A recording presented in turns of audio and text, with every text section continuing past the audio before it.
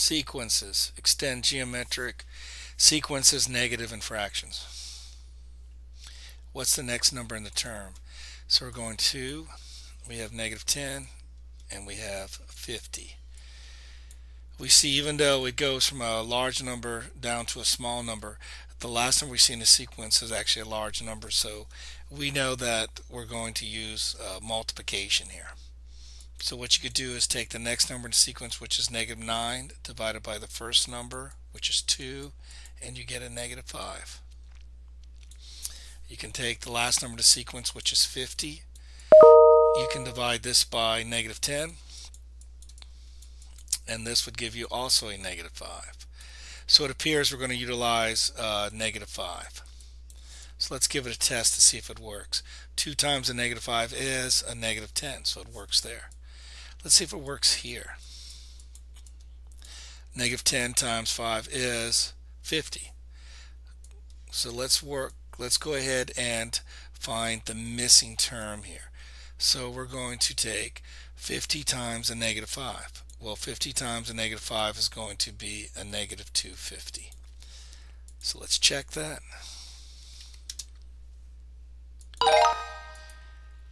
Okay, next question. We have fractions here.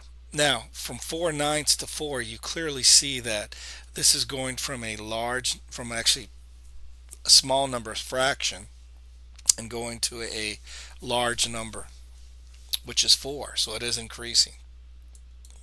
So we have 4/9, we have negative 4/3, and then we have 4. So we want to figure out what that number would be. So we're going to take the 4/9, or actually the negative 4/3, and let's divide that by the first term in the sequence, which is 4/9. So let's take the second term, which is a negative 4/3, and let's divide that by the first term, which is a negative 4/9. So we got 4 over negative 3. That stays the same. Changes to multiplication.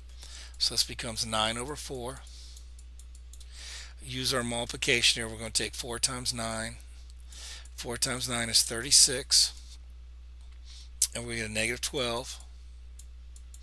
So from here we get negative 3.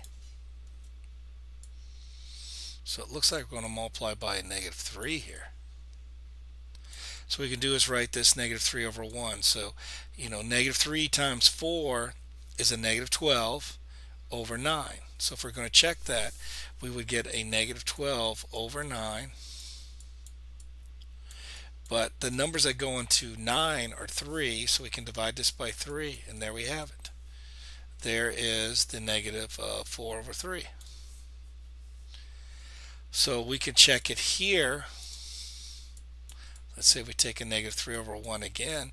Negative 3 times 4, well, that's a positive 12. 1 times 3 is 3. What's 12 divided by 3? Well, that's 4. So it worked there. So it appears we're times in by a negative 3, and the reason why I wrote them as over 1 is I have fractions here. And you always want to check this to see if it gives you the next number. So whatever number you come in the sequence, if you're multiplying and dividing, always check to see if it does give you the next number, because you might have to do some adjustment with these particular numbers, especially if they're fractions. You might have to switch the numerator and denominator around. So again, just check these out. So right here, let's go to the next one. So we're going to times this by negative 3. So we're going to just take 4 times a negative 3. So the next number in the sequence should be a negative 12. And again, we have, again, a negative, a positive, a negative. So that's a good tip off that your rule number is going to be negative. So let's put that in there, negative 12. So negative 12, and it's correct. Okay, next one, we're going from a larger number, which is 54, down to a 36, down to a 24. So the numbers are getting smaller here. Now, looking at particular numbers, 54, 36, 24, it's nothing obvious of what it's being divided by. It's not being divided by, any numbers that we can think of. It doesn't look like it's divided by 2 or 3 or whatever. So it's going to probably be some kind of fraction here that we're using to move from one number to the next number. Now, another thing, looking at these sequences here, they're all positive. So that means my rule number will be positive. So it's not going to be negative, because a negative will cause it to be alternate negatives. So this will definitely be a positive numbers here. So what we could do is take the 36, put it over to 54, then just simply reduce it. Well, they're both even numbers, so we can divide by 2. So we get 18 over 27. Now, depending on what you know, what your rules are, right away, 18 and 27. If you think of the 18, you think of numbers like 3 and 9. Of course, if you use 9, you divide by a bigger number. That's less work you have to do. But let's say that, you just see, oh, 18 and 27, I only know that 3 works. So we divide this by 3, so we get 6 on top, and then the bottom we get 9. So now we're looking at 6 and 9. Well, we know about 6. 6 can be 3. So this becomes 2/3. So with fractions, usually, like I say, when it goes from a large to smaller, you're going to divide. But see, a fraction can mess that up. It doesn't always mean you're going to divide or multiply. So let's say, okay, we're going to test out the 2/3. So we're going to take the 54, put that over 1. We're going to divide this by 2/3. So let me write this better.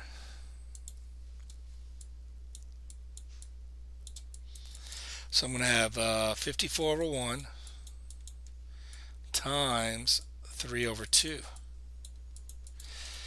Well, when I multiply this out, that's going to be 162. 4 times 3 is 12 over the 1, 5. So it's 162 over 2. If I take 162 divided by 2, that's going to be 81. Ooh, that's not 36. So we're not dividing here. So let's go ahead and change this to multiplication. So let's erase this so we get more room. So let's take the 54, place it over to 1, but in this time let's multiply by 2/3, and let's see if we do get the 36. So 54 times 2, well, that's 108. Let's divide 108 by 3. So if we take 108 divided by 3, you're going to find that your answer is 36. So it does work. So we're not dividing by 2/3, we're multiplying by 2/3. Normally you would divide when you get a smaller number, but you got to remember, fractions react differently. Fractions change up the rule here. So let's check this and see if we get 24. So we're going to take 36 times 2. So what you get, 36 times 2, well, that's going to be 72. And then on the bottom, you're going to get 3 over 1. And in fact, let me just write it out so you can see it. So we're going to get 36 over 1 times 2 over 3. So we're going to get 72 over 3.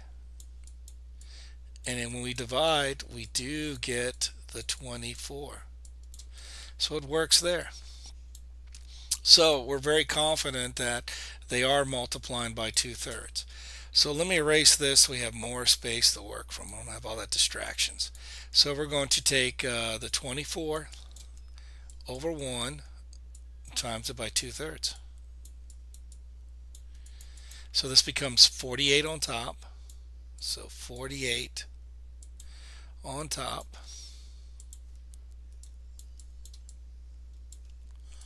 And divide this by 3 and you get 16. So 16 should be the missing number.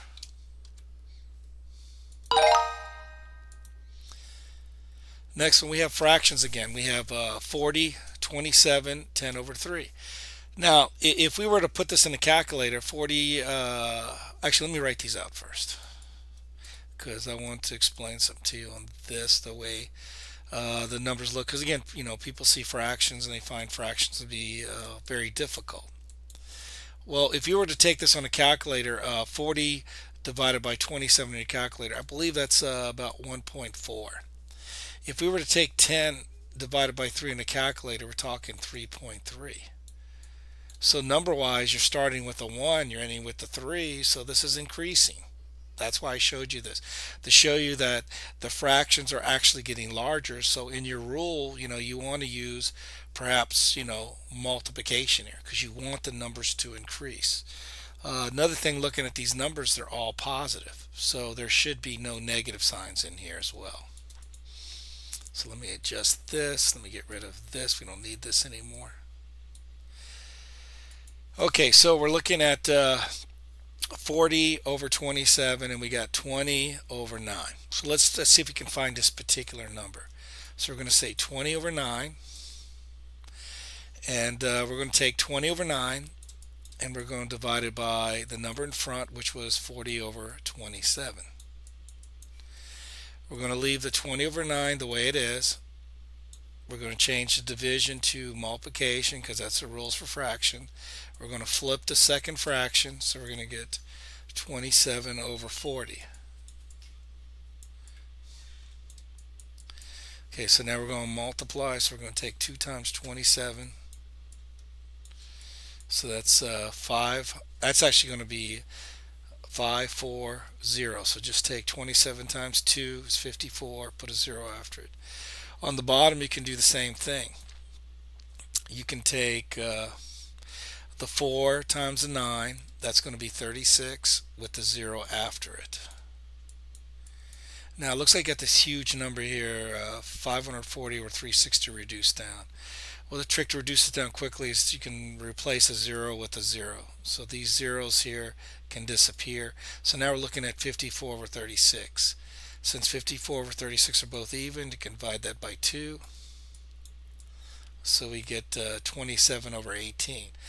Now again, with the 18, what numbers give you 18 and 27? Last time we used 3. So we said 27 divided by 3 is 9. 18 divided by 3 is 6. And again, we can use 3, so this becomes 3 over 2. So it looks like we should multiply by 3 over 2 to get the next fraction. So let's test that. Let's see if we do get that 20 over 9. So we're going to take 40 over 27 times this 3 over 2. So 40 times 3 is 120. 27 times 2 is 54. What we want to do is we want to reduce the fractions down. They're both even numbers, so we're going to take 120 divided by 2 is 60 over 27. But still doesn't match that. So let's look at this 27. What numbers give you 27? We know it's 3 and 9. Oh, 3 does go into 60. So 60 divided by 3 is 20. 3 goes into 27, 9. There it is. It matched. So it looks like the rule is 3 over 2. Well, let's go ahead and take 20 over 9 times it by 3 over 2 and see if we get 10/3.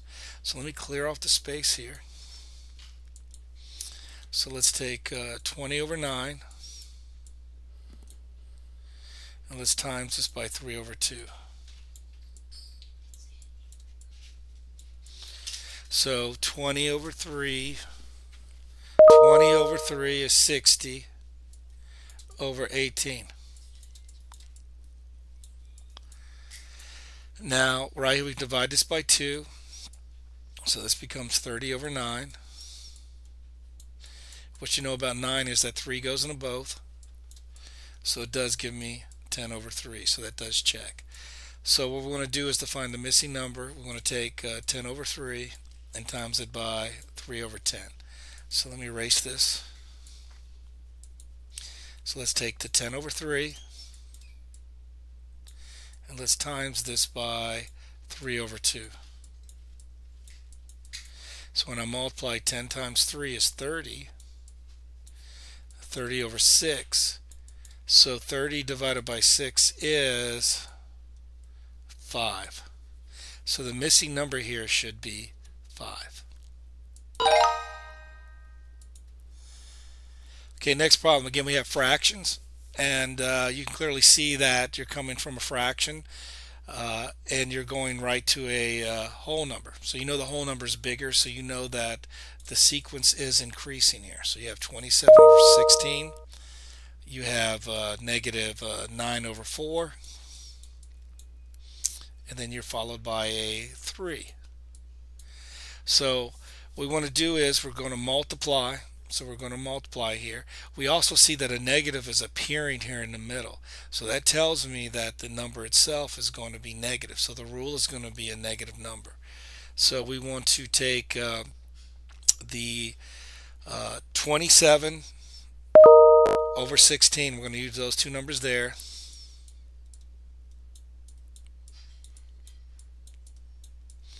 So we're going to take the 9 over 4 and divide it by 27 over 16.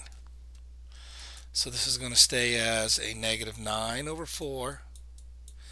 We're going to change this to multiplication. We're going to flip the second fraction. So now we're going to multiply the top numbers. That's going to be a negative 144 over 108. We're going to divide this by 2. So we get a negative 72 over 54. We can divide by 2 again. So this is a negative 36 over 27. Now what we know about 27, that 3 goes into it and 9 goes into it. So let's say we use 9 this time. 9 will go into a negative 36, a negative 4 times, and 9 will go into 27 3 times. So it appears that the number is negative 4/3, and we're certain that it is the multiplication here.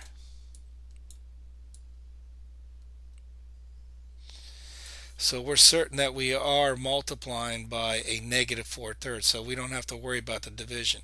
And the reason why we know for sure that we're multiplying here is the numbers are increasing, because this is a fraction and this is a whole number, so we definitely see an increase there. So let me erase this, clear up some space here. So let's test this. Let's take 27 over 16. Let's go ahead and multiply this by negative 4/3. So we're going to take 27 times a negative 4, that's 108 over 48. We're going to divide this by 2, so that's a negative 54 over, divide this by 2, so that's going to become 24. We can divide this by 2 again. This becomes a negative 27 over 12. Well, what numbers give you 12? Well, you know, you got 2, 3, 6. So right here, the 3. Okay, the 3 does go into 27. There's my negative 9, and there's my 4. So it does give me the negative 9/4. So we're going to take the negative 4/3, place it here, and let's check that. So let me clear off a space again.